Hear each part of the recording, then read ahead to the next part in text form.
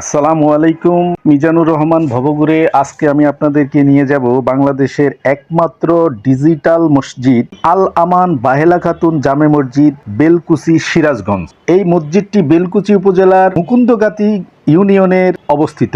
মসজিদটিতে কিভাবে যাবেন তার একটি বর্ণনা আমি আপনাদেরকে দিচ্ছি। আল আমান বাহেলা খাতুন জামে মসজিদ সিরাজগঞ্জ জেলার বেলকুচি উপজেলার মুকুন্দগাতি ইউনিয়নে অবস্থিত। সিরাজগঞ্জ সদরের সায়দাবাদ নামক স্থান থেকে অথবা কড্ডার মোড় থেকে সিএনজি যুগে বেলকুচি সদর উপজেলার একেবারে বেলকুচি বাজারে আপনারা নামতে পারবেন। নামার পরে একটি সিএনজিতে আপনাদের কাছ থেকে 30 টাকা করে জনপ্রতি ভাড়া নেবে। সেখান থেকে 1.5 কিলোমিটার দূরের রাস্তা, হেঁটেও যাওয়া যায়, পাশাপাশি অটো ভ্যান আছে, সেই ভ্যানে করে আপনারা সেখানে গেলে জনপ্রতি আপনাদের কাছ থেকে 5 টাকা নেবে। এইভাবেই দেশের যে কোনো প্রান্ত থেকে এই মসজিদটি এনায়েতনগর শাহজাদপুর রাস্তা, সেই রাস্তার পাশেই এই মসজিদটি অবস্থিত। একেবারে মেন রাস্তার উপরেই, এনায়েতনগর সড়কের উপরেই মসজিদটি অবস্থিত। এখানে হাঁটার কিছু নেই, শুধুমাত্র মেন রাস্তা থেকে নামার পরপরই আপনারা এখানে পেয়ে যাবেন। এভাবে দেশের যে কোনো প্রান্ত থেকে আপনারা এই মসজিদ ভ্রমণে আসতে পারেন। প্রথমে এই মসজিদটির কথা বলি। এই মসজিদটি বাংলাদেশের একমাত্র ডিজিটালাইজ মসজিদ। এই মসজিদটি দ্বিতল বিশিষ্ট একটি মসজিদ। এতে রয়েছে সুউচ্চ মিনার, প্রত্যেকটি মিনারের উচ্চতা একটি 11 তলা বিল্ডিং এর সমান। পাশাপাশি ছোট ছোট আরো 8টি মিনার রয়েছে এই মসজিদে। এর মাঝখানে রয়েছে একটি এই গম্বুজটি হচ্ছে এই মসজিদের সবচেয়ে আকর্ষণীয়। এই মসজিদটি দ্বিতল বিশিষ্ট একটি মসজিদ। সুপ্রশস্ত দুটি সিঁড়ি দোতলায় উঠে গেছে। এরপর দোতলা থেকে মসজিদের ভিতরের অংশ থেকে 3 তলায় ওঠার জন্য আরো 2টি সিঁড়ি রয়েছে। এই মসজিদটি নান্দনিক কারুকাজ খচিত মসজিদ। মসজিদটির সমস্ত উপকরণগুলো দেশের বাইরে থেকে আনা হয়েছে। এই মসজিদ যারা নির্মাতা তারা নিজস্ব অর্থায়নে সম্পূর্ণ মসজিদটি নির্মাণ করেছেন, কারোর কোনো রকম আর্থিক সহযোগিতা ছাড়াই। এই মসজিদটি দেখতে খুবই সুন্দর, যে কেউ এই মসজিদ দেখে তাদের নয়ন ভরে নিতে পারবেন। আমরা এখন মসজিদের ভিতরে দেখাচ্ছি আপনাদেরকে। মসজিদের ভেতরের অংশ, সম্পূর্ণ মসজিদটি সবসময় কার্পেট মোড়ানো থাকে। মসজিদে অনেক জায়গা রয়েছে। এখানে প্রায় প্রত্যেক ফ্লোরে 1,500 করে লোক নামাজ পড়তে পারবে। 3 তলা মসজিদ। দেখুন, আমরা যেটা বলেছিলাম, এই মসজিদের যে মাঝখানের যে গম্বুজটি সুন্দর কারুকাজ করা, এবং এখানে একটি ঝাড়বাতি আছে। রাত্রেবেলা যখন ঝাড়বাতিটি জ্বলে অনেক সুন্দর লাগে। এই ঝাড়বাতিটি চায়না থেকে আমদানি করা হয়েছে। মসজিদের ভিতরে ইলেকট্রিক ফ্যান রয়েছে। ফ্যানগুলো সম্পূর্ণ রিমোট কন্ট্রোল দ্বারা নিয়ন্ত্রিত, এবং এর বাতিগুলোও কিন্তু রিমোট কন্ট্রোল দ্বারা নিয়ন্ত্রিত। দেখুন, মসজিদের গম্বুজটি জানালা দিয়ে পর্যাপ্ত পরিমাণ আলো মসজিদের ভেতরে আসে। দিনের বেলা কোনো রকম লাইট ইউজ করতে হয় না। সবচেয়ে আকর্ষণীয় যে মসজিদের গম্বুজটি, নকশা কারুকাজ, পাশাপাশি রয়েছে একটি চমৎকার একটি ঝাড়বাতি আছে এই মসজিদের গম্বুজের ভিতরে। অনেকগুলো জানালা রয়েছে, জানালা দিয়ে পর্যাপ্ত পরিমাণ আলো ভিতরে প্রবেশ করে। দিনের বেলা এখানে আর আলো ব্যবহার করতে হয় না, এক্সট্রা বাতি জ্বালাতে হয় না। আমরা জোহর নামাজের পরে এই মসজিদে গিয়েছিলাম, যার কারণে এখানে এখন কোনো মুসল্লিকে দেখা যাচ্ছে না। 1জন বা 2জন মুসল্লি, আমরা নিজেরাও নামাজ পড়লাম, 1-2জন মুসল্লিকে আমরা এখানে দেখলাম। কিন্তু নামাজ শেষ হওয়ার যেহেতু কিছুক্ষণ পরে আমরা এখানে গিয়েছিলাম, যার কারণে আমরা কোনো মুসল্লিকে পাইনি। এই মসজিদটি দেখার জন্য দেশের দূর দূরান্ত থেকে হাজার হাজার পর্যটক এখানে এসে ভিড় করে। খুব সুপ্রশস্ত 3টি দরজা আছে এখানে। দরজাগুলো কাচের তৈরি, জানালাগুলো কাচের, দরজাগুলো এখানকার কাচের।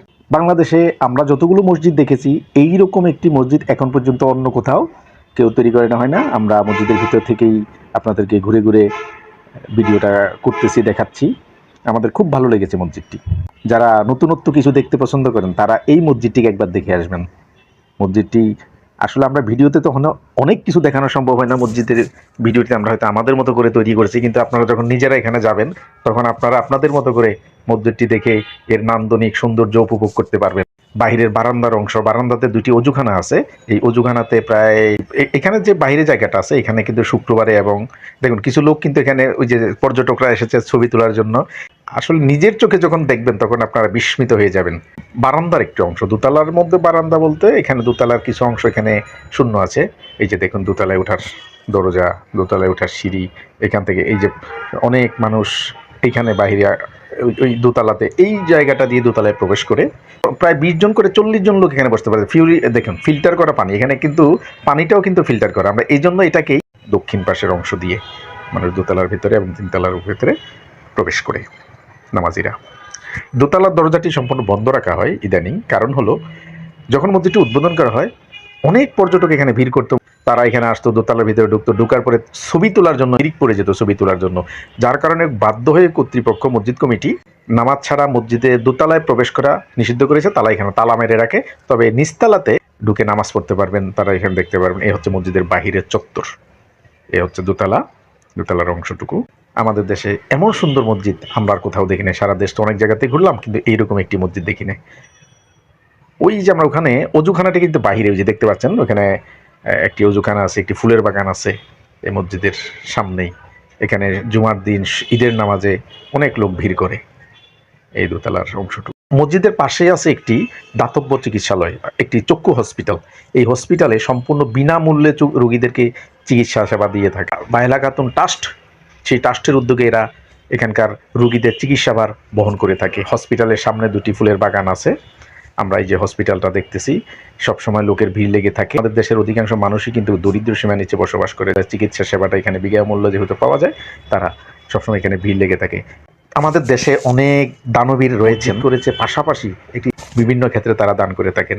পরিচালনা পরিষদ তারা দেশ বিখ্যাত একটি মসজিদ করেছে, পাশাপাশি একটি চক্ষু হসপিটালও তারা করেছে।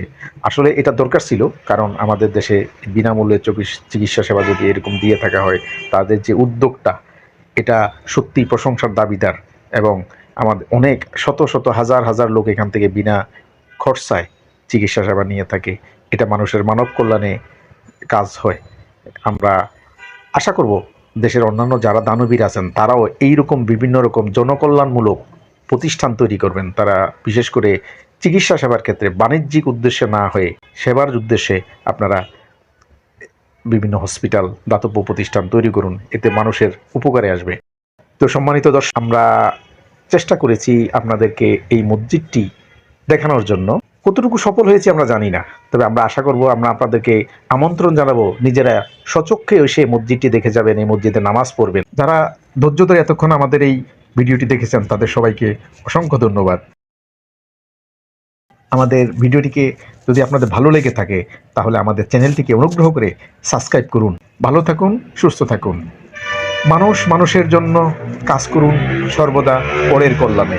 বেঁচে থাকবেন আজীবন মানুষের মনের মণিমুকুরে। ধন্যবাদ সবাইকে, যারা সর্বশেষ পর্যন্ত আমাদের সঙ্গে ছিলেন। আবার আপনাদেরকে সবাইকে ধন্যবাদ। ভালো থাকুন, সুস্থ থাকুন, নিরাপদে থাকুন।